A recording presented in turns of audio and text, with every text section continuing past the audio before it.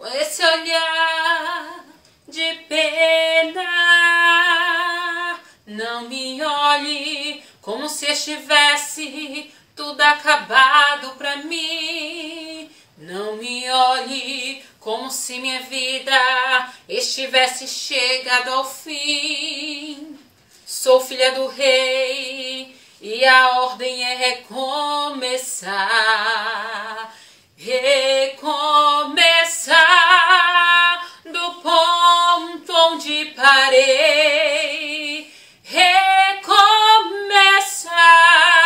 e jamais olhar para trás. Existe um Deus que me chama e me sustenta. Sou filha do rei e a ordem é recomeçar.